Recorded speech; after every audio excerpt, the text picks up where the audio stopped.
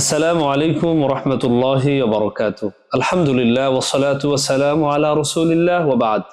সুপ্রিয় দর্শক শ্রোতা ভাই ও বোন, যে যেখান থেকে আজকের এই ভিডিওটি দেখছেন সকলকে জানাচ্ছি আন্তরিক মোবারকবাদ ও অভিনন্দন। আলহামদুলিল্লাহ, আজকের ভিডিওতে আমরা জানবো যে সকল বিষয় আমরা আমাদের জীবনে ধারণ করলে একটা সমাজ সুষ্ঠু, সুন্দর ও শান্তিময় হতে বাধ্য। আজকে আমরা সেই সকল বিষয় কোরআনুল কারীম থেকে জানবো ইনশাআল্লাহ বিইذنিল্লাহ। এক নাম্বার, আল্লাহ তাআলা বলেন, তোমরা কেউ কাউকে ব্যঙ্গ বিদ্রূপ করো না। আল্লাহ তাআলা এখানে আমাদের সকলকেই মানুষকে তুচ্ছ তাচ্ছিল্য করা, ব্যঙ্গ বিদ্রূপ করা থেকে নিষেধ করেছেন। এটি যদি আমরা বাস্তবায়ন করতে পারি, অবশ্যই আমাদের সমাজে শান্তি প্রতিষ্ঠিত হবে।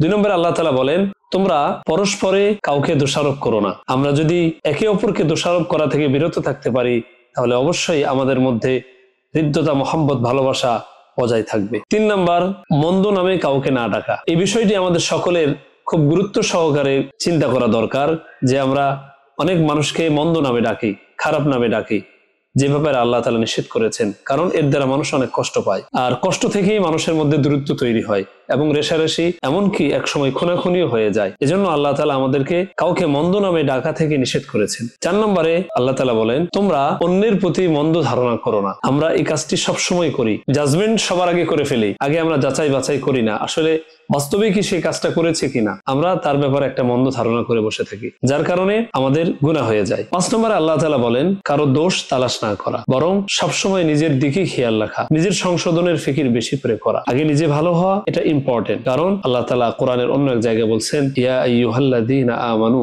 কু আনফুসাকুম, হে ঈমানদাররা, তোমরা নিজেদেরকে আগুন থেকে বাঁচাও। কারণ অন্যের দোষ তালাশ করার চেয়েও নিজের দোষ তালাশ করা বেশি জরুরি। কারণ নিজের সংশোধন হওয়াটা বেশি জরুরি। নিজের দোষ যদি আমি তালাশ না করি, তাহলে একসময় দেখা যাবে আমি অনেক গুনাহের মধ্যে লিপ্ত হয়ে যাচ্ছে দিন দিন। এ কারণে সবসময় নিজের দোষ তালাশ করা, এ কারণেই সবসময় নিজের দোষ তালাশ করা, অন্যের দোষ তালাশ না করা, নিজে ঠিক হওয়া বেশি জরুরি। একটা কথা আছে সমাজে, নিজে ভালো তো সব ভালো। এই জন্য আমাদের সবার আগে নিজে ভালো হওয়া উচিত। ছয় নম্বরে আল্লাহ তাআলা বলেন, তোমরা পরনিন্দা করো না, গীবত করো না মানুষের। গীবত অনেক মারাত্মক একটি খারাপ কাজ এবং গীবতের শাস্তি ভয়াবহ। আল্লাহ তাআলা এই গীবতের শাস্তি সম্পর্কে কোরআনের মধ্যে বলেছেন যে কেমন যেন গীবতকারী ব্যক্তি তার মৃত ভাইয়ের গোশত খায়। আল্লাহ পাক আমাদের সকলকে এই গুণাবলীগুলি থেকে বেঁচে থাকার তৌফিক দান করেন এবং ভালো গুণ অর্জন করার তৌফিক দান করেন। ছয় নম্বর, আল্লাহ তাআলা বলেন, তোমরা কারো গীবত করো না। কারণ গীবত করা মৃত ভাইয়ের গোশত খাওয়ার নেই। আর গীবত হলো কারো এমন কোনো বিষয়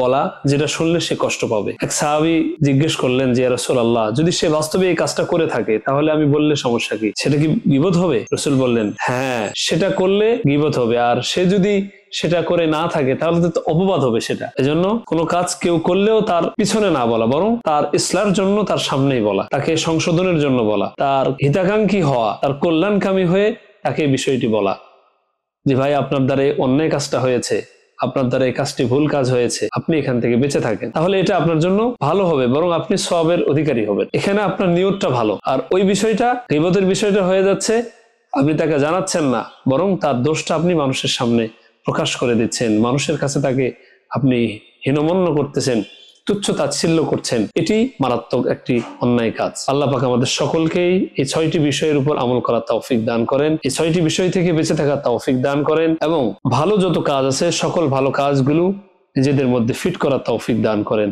আসসালামু আলাইকুম ওয়া রাহমাতুল্লাহি ওয়া বারাকাতুহু।